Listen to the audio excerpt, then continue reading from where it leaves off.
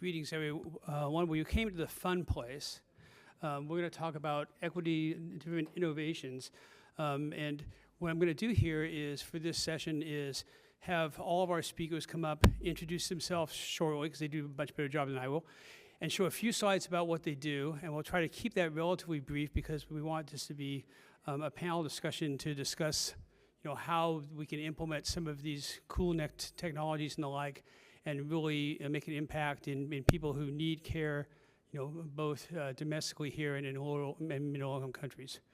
So, Ayo, I'll invite you to come up first, and then after you talk and show your slides, just come meet me over there. And meanwhile, I'll try to find Cecilia. Sure, good. Okay, good. All right. Hi, everybody. Thanks for the invitation to be here. I'm Olanrewaju. I'm an assistant professor at the University of Washington in the bioengineering department. And I'll click. This will help. Okay, disclosures.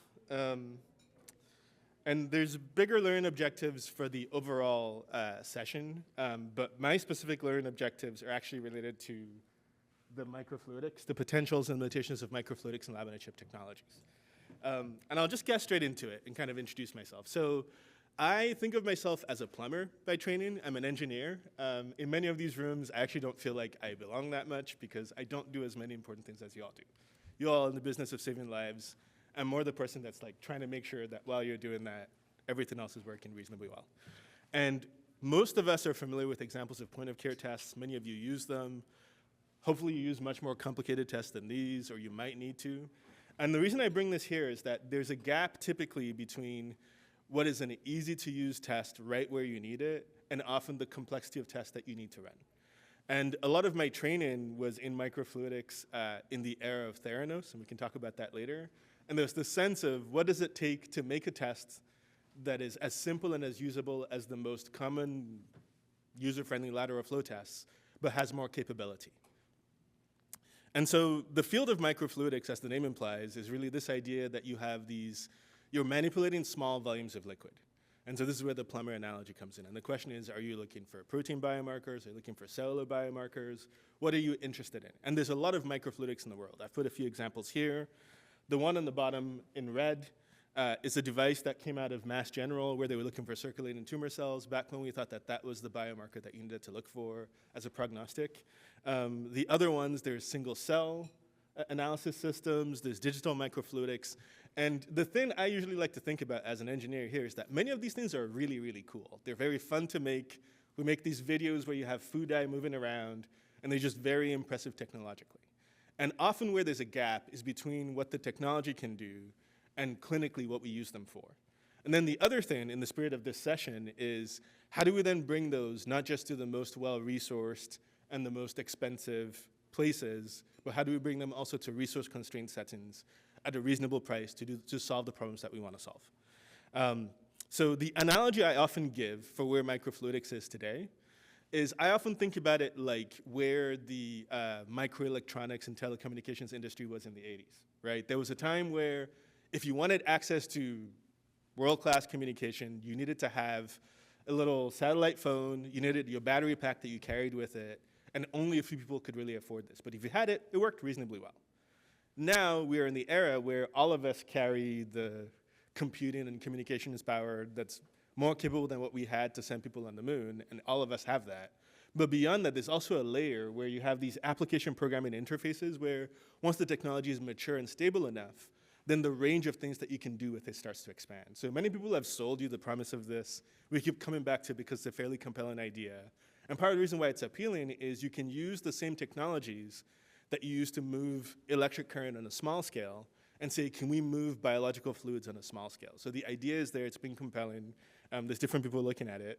I will not claim to have solved this problem at all. I'm not going to Theranos myself or Theranos you. I am trying to solve a very specific problem in my lab, though, and this is where I think it fits in with the theme of equity-driven innovations. The particular problem that I'm trying to solve is, if I go back to my previous slide, one thing that we don't often show you for a lot of these microfluidic devices, but you sometimes will get a glimpse of, is you see these tubes on the side that like sort of lead somewhere. The hidden thing that often happens is for many of these lab-on-a-chip systems, they're actually more of a chip in a lab, right? You need pumps and valves and other things that run them. And that's not necessarily bad. If you're doing DNA sequencing, you might have a sequencer that's benchtop. It's like a nice little mini fridge, and it can run all of those things. But that adds to the cost and complexity. It also means you need a lot of different infrastructure and things to run it. And all of that is just to be able to move your tiny liquid around. And so what we want to get to, and the field of microfluidics I trained in is a field called capillary-driven microfluidics, or specifically surface tension-driven microfluidics, where a lot of what we're trying to do is how do we move liquids without those pumps and valves? How do we get rid of this pump-looking thing? And if we can do that, how can we get that into people's hands and maybe enable applications in other places? And so this next slide, hopefully my video plays. This is an image of something that we are trying to do, and I usually bring my props around. So some of these pieces already exist. One of them, many of you might have seen, are these wearable blood collectors from companies like Tasso, but there's also several other competitors, TAP, many different people where you basically stick something in your arm and you get capillary blood. But the thing that we've been thinking about doing is, in addition to making that easier, whoops, I'll grab that later, is you can have little microfluidic devices that you plug into that, and so you can have your blood collection interface directly with the blood processing device inline. Thank you, Jerry. This is not an ad.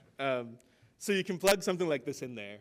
And the idea then is that you can then have phlebotomy-free access to blood collection, and then presumably something else that you do that's slightly more complex than a lateral flow test.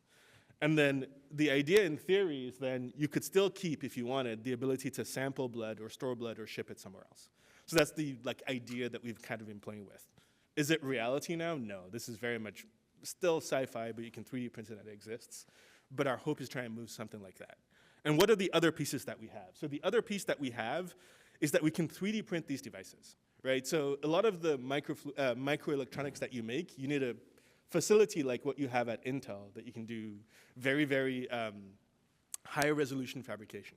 But you can now make this device I'm holding, you can make with a $200, $300 3D printer. And that's a really useful tool for prototyping because it allows us to start making these things very quickly. This is showing something else that I'm trying to see if it's, I'll go back to the beginning of the video. What this is showing is that the shapes of your microchannels can actually be all you need to control liquid delivery operations. And so if you think about a lot of the liquid delivery operations that you do in a lab, if you're trying to do PCR, trying to do an ELISA, a lot of it is, I add this liquid to that liquid, wait this long, add that liquid to that liquid. So really we're trying to create the ability to do instrument-free, autonomous liquid handling with a device that's fairly cheap, maybe about $1, and you can then distribute that and have people use it, right? Some of it still needs somebody to load this, but really the idea is, can we go from a centralized lab context to something where you have more capability than what you had? Can you make basically fancier lateral flow strips that you can do different things with? A lot of the work that my lab does right now, we do therapeutic drug monitoring in the context of HIV, but we've been chatting a lot with Jerry and Cecilia about what are other applications that you can do. Because really, at the end of the day, a lot of these devices are just application-agnostic liquid handling devices. So I just wanted to give you a sense of what some of what we're working on in the lab is like now. My hope is that in the discussion, we can actually talk about what the practical limitations of these devices are, why are they not in the market yet, and then if you want, we can obviously talk about some of the microfluidic scandals in the past. But thank you for the time, and I'll... Thank you. That was amazing. So the last 2 days, I was at the Microsoft Leadership Summit. They were talking about all these AI and whatnot, what AI can do for us and all these things. And today I heard a lot about various things we do and these amazing technologies. What I'm going to say is pretty boring. Everybody knows, but I'm going to say anyway. My name is Shah. I'm one of the co-founders of Binaytara. I'm a nurse by training, not in oncology. I have not practiced clinical oncology. I did long-term care. I did ICU. I worked in dialysis. And right now, I'm a full-time volunteer here. So today, what I'm going to talk about is how, beyond technology, or maybe, how can we improve equitable care beyond technology, basically. So one example this is easy example we talk about a lot, is cervical cancer. The pap smear has been there for 70 years, But 2/3 of the world's population, the women, are not even screened once.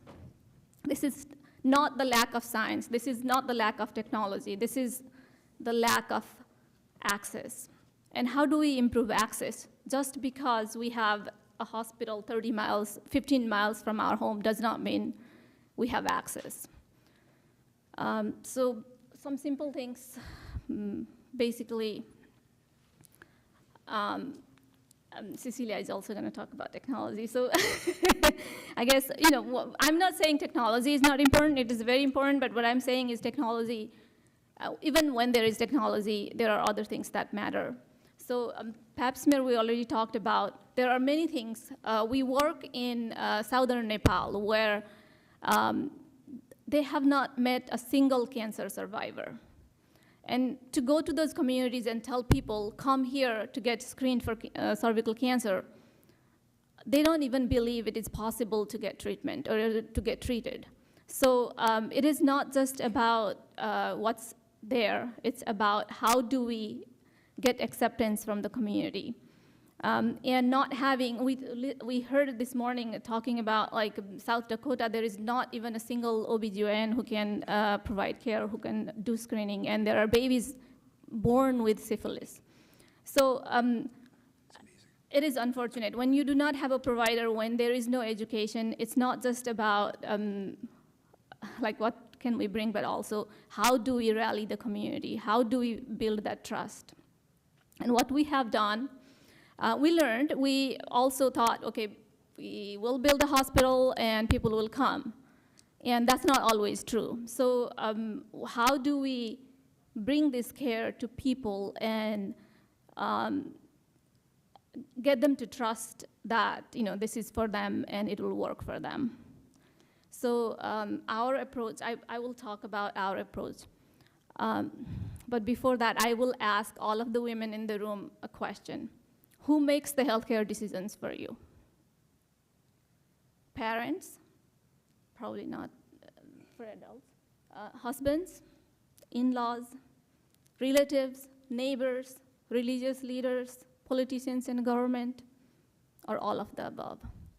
Probably many of them have influence, but it may sound like, hey, I make my own healthcare decision, and that's true for a lot of us, but for many women in places like southern Nepal, pretty much all of the above. Like anybody could have, not just say, like very strong influence.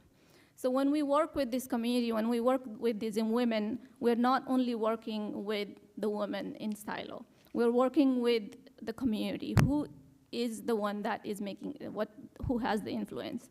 And when we build these solutions, design these solutions, these people need to be kept in mind. And you see this picture. This was a cervical cancer screening camp, pap smear camp, and we just have a few men in the front, but a large number of, like the first few rows were just men. and that's, you will see these kind of pictures a lot coming from Global South. So first, convincing the family members or whoever is the decision maker is very important. We also work a lot with female community health volunteers who are not necessarily trained, not only in cancer. Many of them have not received any formal training in healthcare, but they are trusted. So it does not matter for the family member, for the woman, if the trusted person has any healthcare background. All she cares is, she told me to come to the screening clinic and I'm gonna go. So training those people, giving them the right information and enabling them to support the people. And that is what we do. A lot of our work is focused on just educating and bringing those people into confidence. This is just like a few things that I thought, what drives equity in communities with low resource settings. Trust, we have learned, is a big factor. And who they trust is who we need to go to if we want to care for them. And there are a lot of cultural practices that shape people's beliefs. It's not just in developing countries, also here.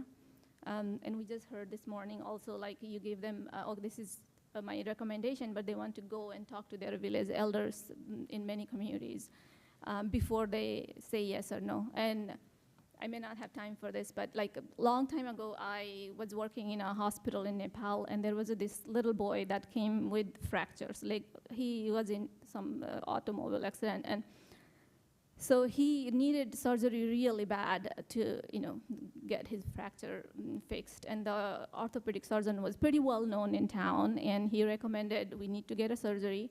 The father is so insistent until this, not even a medical professional, somebody who basically is a traditional healer. Until this person approves this surgery, I'm not going to get my child operated. So we had to, he lived somewhere in the village, and we had to get him to the hospital, and he had to agree to the surgery. So, that's a big factor. And even here, we don't always make decisions in silos. There are a lot of influencers who influence our decisions. So decision-making power, especially for women in developing countries, we did a cervical cancer. We do that a lot, like quite a few cervical cancer screening programs. And some of the women don't come back if they tested positive, and we want them to come for further testing or further support. They don't come back because the husband does not want them to come back. So those kind of situations are there I think our team has abstracts at ASCO. And that's why my point is that equity requires designing with communities to gain social permission. We all know that. And thinking global and acting local. To sum up, we can always bring great technologies from different parts, but equity comes with adapting to local norms, local cultures, and building together with the locals. Hi everyone, I'm Cecilia Yeung. I'm a pathologist and professor at the Fred Hutch Cancer Center. And anything I say in the next couple of slides pales in comparison to what Tara just said. As obviously, we can't actually implement any of the things that we invent and develop. That's a moot point. Okay, let me see how I do this. There we go.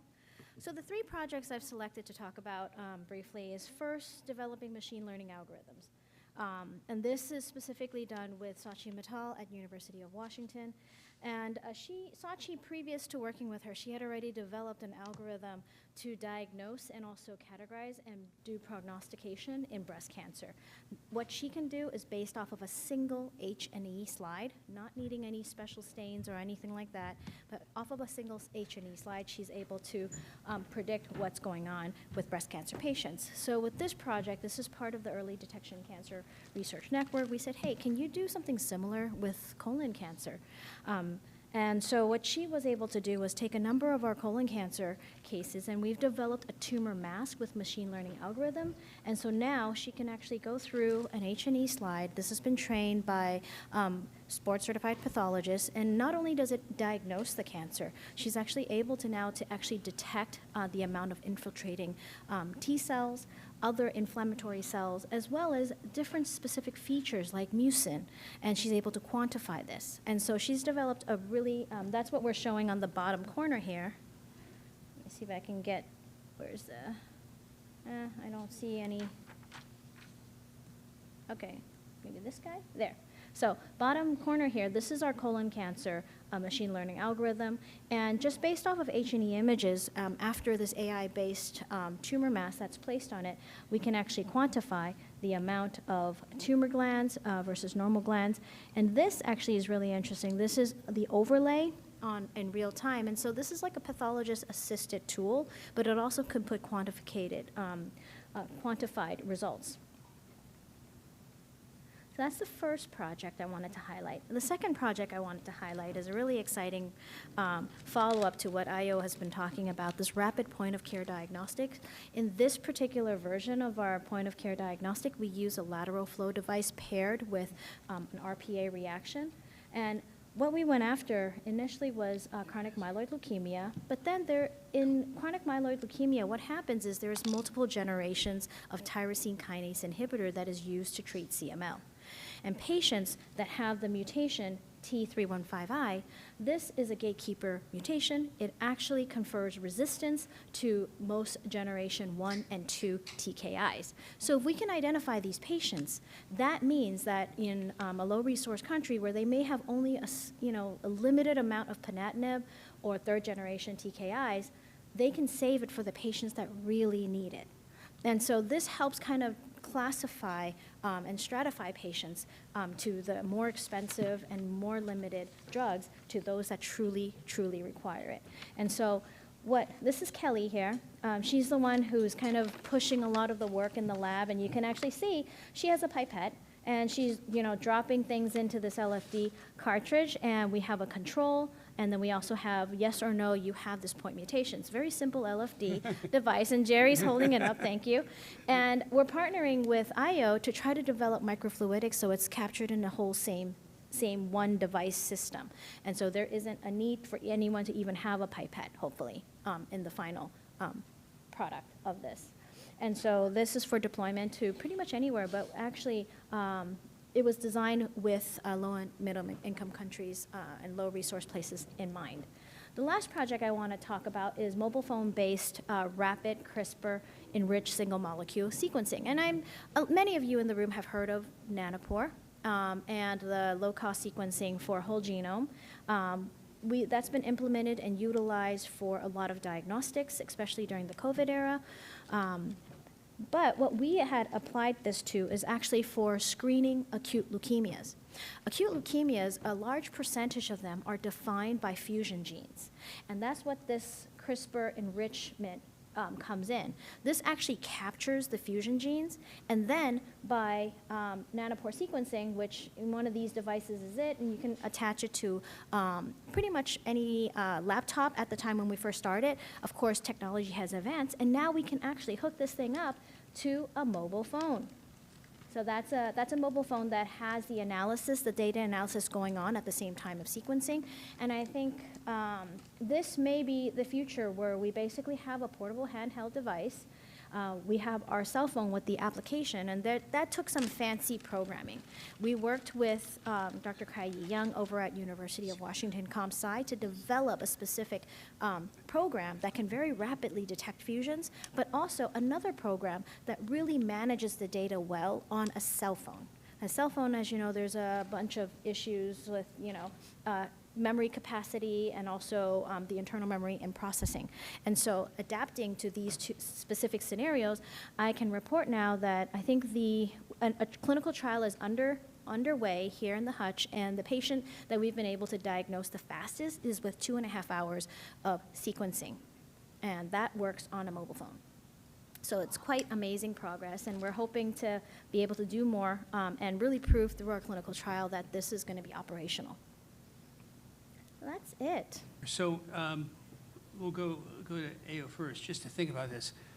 What realistic barriers are there, besides the fact that everyone thinks that small things are going to be mysterious boxes that aren't legit? But beside that, what do you think we'll have to go through to get this to actual patient care soon? Okay. And Cecilia, you can jump in on that too. Good question. So I can tell you about sort of technical challenges in going from like microfluidics in a lab to patient care. Everything works really well with very clean systems. I can make you really nice videos with spike samples and everything looks great. There often are complications when you move to clinical samples. Blood matrices are weird and messy. One big challenge that people have is something that we call the world-to-chip interface, which is going from a real clinical sample into a small microfluidic device. So that's one challenge. The other challenge that's sort of a real practical challenge for a lot of academics like me, admittedly, is we can make these like single-use, very prototype devices, but making them in a way that's scaled up and reproducible and with quality control that you can use any random device as though it were a product and not a prototype that an engineer was running is also a big challenge. So I think there's also the practical issue of how do you make these things robust enough and not need an expert to like poke them and use them. And then I think the last one is also something of a business case issue. So a lot of the innovations that we make at the university, we kind of operate in a system where there's this idea that you need to make them in a way where somebody venture-backed will give you the money you need to invest enough to make enough of these prototypes, get them through FDA or whatever regulatory system that you need. And for a lot of diagnostics, unfortunately, the calculation that many people will make is that this is not going to make us our 10 or 100x return. And so there's sort of, I think a lot of diagnostics tend to kind of get left behind, at least things that are focused on a low, middle income or sort of low resource setting. So I think there's some technical challenges. There's some challenges in moving from lab-based one-off prototypes to like scaling them up. And then there's just a general business question of like who will actually pay for it at the scales and at the regulatory levels that we need. Just so people know how the whole Theranos stuff has kind of scarred our industry, it's really kind of perplexing to me because I don't know anyone who does the stuff that we do that ever believed that that was legit. I mean, we knew it was a hype and a hoax from the beginning. So how they got so many investors to spend money and stuff in it, supposedly smart people, is completely befuddling to me. But I guess we can look around the world and we can see there's all sorts of befuddling things that happen to people who are supposed to know better. So Cecilia, the stuff with AI, how do we get that out to low and middle income countries? I know you run with the hospital in Uganda a virtual tumor board. Is it able to integrate that kind of the AI technology into the images and the like that you're seeing in virtual tumor board? Yeah, that's a really great question. So in the pathology world, we actually have a number of committees that are looking at different AI tools and how to implement that for clinical testing. I think the tumor boards is a really good place to start because it is already online. They already have scanned slides, and that is typically what we want to implement our tools on, and also to have an interface that can be shared among tumor boards. That's probably the safest and the best way to start. You asked previously about how to get some of these things into the clinic.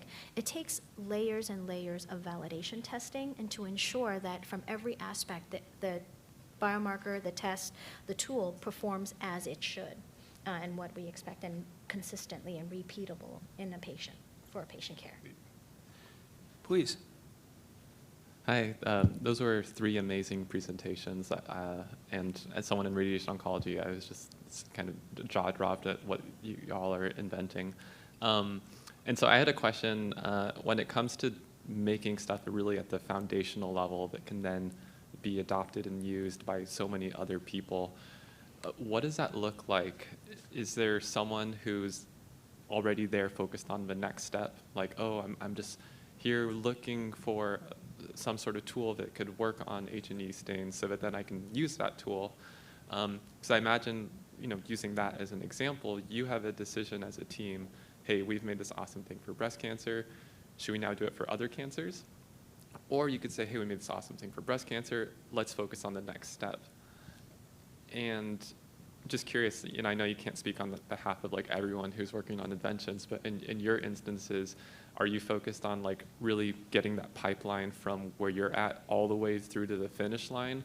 Or do you have a team member who's waiting for you to hand off the baton while you keep focusing on your area of expertise? I can take a stab at that. That's a great question. And so I can say that it takes a schizophrenic mind. So it's funny, Jerry and I, we used to have these lab meetings where we try to one-up each other. And it's like, oh, you can do that. Okay, well, how about if we did this with it? And then how about if we did this with it? And so I think you just have to have fun with it and keep your mind open and keep a growth mindset where anything is possible. And this is what I grew up with, this kind of teaching that if you think it, it can happen. And when I first came to the Hutch, that was what they told me. It's like, okay, nobody should ever say no to you. It should be, if you can dream it, go for it. Yeah. A lot of times people don't really know what they want, right? They think they know that what they want, but if you come up with a really pretty clever idea, stuff you can say, oh, that's what it's got to be used for. Right. So that's sort of like how you kind of get to the new ground is come up with something cool and say, okay, now like what problem is that actually solving? Yeah, I think it can go either way with the technology or with the clinical application. So. Thank you. Beautiful talks. I'm curious about when this is implementable, how is it going to be paid for? I'm thinking about how USAID funding has been stripped. I see that. Because it's very practical tests, but they still are going to cost something for somebody. Yes, so we have completely avoided this question because and we've been doing molecular testing and the like for the low and middle companies basically free for 20 years. Basically, we've figured out how to do it, scrap money together stuff. Many of the companies we work with in low and middle income countries, for instance, Cepheid, which builds these things. These are cartridges that you can use for HIV or be cerebral or breast cancer and the like. They're simple to use. They plug into a machine. Cepheid will give pretty much massive discounts. But still expensive for low and middle income countries. But this is basically $50 for everything. So there are companies that do that. But when you're talking low and middle income countries, it's still no one's paying for that, right? And in U.S. NIH grants don't pay for it. You can sometimes hook up with pharmaceutical companies if they have a direct drug they want to promote and want an assay for that. Sometimes they'll foot the bill for that. Often they'll foot the bill for that, especially in the context of clinical trials. But otherwise, you're right. It's a slog to get this stuff approved, and a lot of times you just have to. From my point of view, since I don't spin off businesses and stuff, I've made my sure to avoid that because I'm terrible with money. Just ask my wife. It just bores me. My job is to build these things and let someone else figure out how to employ them and use them, and that's as good as my brain goes. You have to do this, so. Yeah, it's a really valid question, and the landscape recently has just been disastrous in many ways. One of the models that some of the companies will use is this idea of differential pricing, where if you have something that in theory could be useful here or there, and something Tara said of thinking local and global. Some of the things that we build, if and when they work, they will be useful for some things here. And so there's this idea of doing differential pricing models where you maybe have a markup here where there's a test that's $50 in the US or $100 here, and then you give it basically at cost in a low and middle income country setting. It's a really nice idea. In practice, businesses optimize for how much they can make. There are places where that will happen, though, right? And there's maybe tax incentives to do that. But people often will try that differential pricing model. The other thing that we've been trying to do for a lot of our development in my lab and in my department in bioengineering broadly is we look at foundations that will fund some of the initial development to get the technology to a point where it's almost undeniable then for bigger companies to kind of swoop in. And so Jerry mentioned Cepheid. Some of the bigger diagnostics companies, the Abbotts, the Roches of the world, do have big operations in low and middle income countries. So there's this idea that if we can de-risk the tech up to the point where for them, the cost of acquiring something like that is less of an issue, perhaps that's a way for it to go out. But that keeps me up at night too. I think there's a lot of very valid innovation that really would be out there if there's a willingness to make it. Absolutely. I do also have some hope though that there is some appetite I know at least in sub-Saharan Africa, in some places where there's been because of these funding cuts, there's been sort of people have been forced to say, what can we do locally? And so some of the costs might also make sense if the tech were available, that maybe people could spin them off there. I know India has a really large diagnostic ecosystem that they're kind of building. So I hope, but I don't have a good answer. One question here, and then I have a question for Tara because I need her help on something. So go ahead first. Go ahead. Very few times in my life have I had this amazing opportunity to bring a solution. Maybe there is value for implementation scientists to help in this space. Yeah. So as you're creating innovations, might you be thinking of that implementation from the very start? And if that is not possible, then redesigning the innovation at its very beginning. So very awesome opportunity to highlight our session tomorrow. But one of those questions that I had for you all is how are you partnering with those implementation scientists that could be and by the way, my name is Prajakta Adsol. I'm an associate professor at UNM and an implementation scientist. So that's why my little mic drop moment over there. Yeah. I would say poorly. Can I ask you guys a question? Even if we do a mass production, and it's available, let's say, in Asia, Africa, in the absence of treatment centers. We are creating a different kind of ethical responsibility. We are diagnosing people without the ability to treat. So where does our responsibility lie in that regard? So we've been lucky that most of the work in the lab that we've done is partnering with the Max Foundation, who's figured out how to do this, right? So I talked about the Max Foundation before. I mean, at the height of their input, they were taking care of 100,000 patients of CML across the world, getting drug, figuring out all the distribution networks, getting drugs to patient, and then figuring out all the drug monitoring, because they had to accumulate the AEs. So they did that with 100,000 people with a global staff of 90. So I think from their aspect with how they deal with it is they can't offer diagnostics unless they already have the solution of how to get the drug to the patient, right? So they don't get themselves in the bind of diagnosing people and saying, great, move to El Salvador or something, right? So they basically lay the networks first, make sure that they can get drug there, all that stuff, and do that. I think that's kind of probably the better model, realistically. And as far as the implementation science goes, we just had a discussion about this with one of the other faculty here, because it says, you talk about doing next generation sequencing and whole genome sequencing and everything. It's really rather inefficient and very expensive, because if you look at any, like look at my world, AML, right? How many drug targets are there actually? One hand, right? And maybe a couple other bad prognostic genes. You don't need to do a panel of 100 genes at 20. You can figure out some low-cost ways to look at 5 genes or something. And then you can think about how to implement a growth program as you get more and more targets, right? But you can build small and then kind of figure out a way to kind of build up from that in a logical way, and how you would declare that as a success or not. Because you have to have some metric that this is actually working before you should be advancing anything, right? So I think that's kind of where we should kind of get in. I have a question. We have a couple minutes. I have a question about Tara, because I need your help. So people have alluded to this paper that we magically got in the New England Journal today. And what that was about was, in the CML world, there's this whole thing about drug discontinuation. We never thought we'd be able to do discontinuation drug in CML, but it turns out that now, if people have a very deep response for a number of years, you can take away their drug, and about half of them will relapse and half of them won't, which is kind of amazing. To do those trials have been very, it's a kind of scary, risky thing because you're telling someone for years you have to take your drug religiously all the time, and then you tell them, well, you don't have to take it anymore, right? And that's kind of why people are like, so you have to do really careful monitoring, because most people will relapse if they relapse in the first 6 months or so. That's never been really tried in the low and middle income country settings, just because of how hard that is to think about.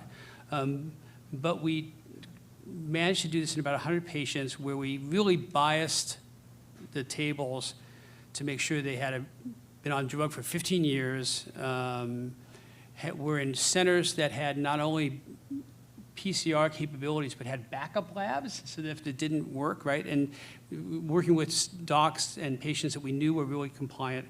So we really biased this to succeed, because we figured that if we failed, we'd never be able to pull it off again.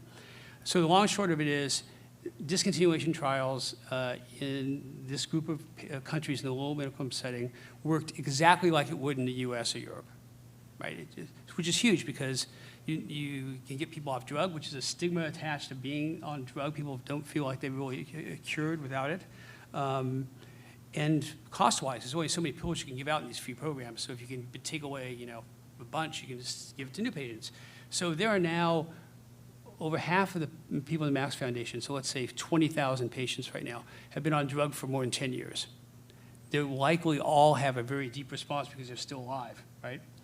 The question is, how do we go beyond this? Because now we're going to get to people, and we've already had discussions where, while they want to see the value of getting off drug, on the other hand, there's a big trust issue, because they're afraid that if they get off drug and need it, they will never be able to get access to it again. Right. And physicians are the same way. Physicians are very reluctant. Here in the US, everyone wants to do discontinuation trials. There it's like we struggle to get drug, and they are petrified that if they go off drug, they'll never be able to get it again. Right. So give us some ideas about how we should approach this, because it's an opportunity, but I'm afraid if we don't do something smart, it's going to be an opportunity that's lost. Yeah, I think it again goes back to who influences those decisions, right? In the first place, what motivated them to take the drugs? I think we have to go back to that and see what's going to motivate them not to take now. And talking to the people that have the ability to influence that decision. It could just be the patient, showing them the benefits of not being on drugs. Our experience is very different. Again, in southern Nepal, people, the moment you start chemotherapy, they feel better. They don't want to come back because they think they are cured, you know. And also, cancer is attached to a lot of stigma. People feel they are cursed, or you know, it's contagious. So many things. So, but I think, again, going back to the people who can influence that decision is what we need to do. It could be a healthcare provider, it could be a family member, it could be a religious leader, it could be anybody. Any other questions or comments from our group before we're basically right on time? I'm supposed to leave you all a message. It's part of the social contract of these meetings that we deal with sponsors that are outside. And their part of the social contract is they give us a room, right? They pay for our food, all that kind of stuff. Our part of the social contract is we interact with them. And they can be very helpful at times. So they're friendly, they're not gonna bite, might nibble a bit, but won't bite. So please interact with them, because without them, none of this happens.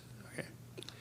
And with that, we're on time. I thank everyone for your participation and your interest, and we'll head to our last session.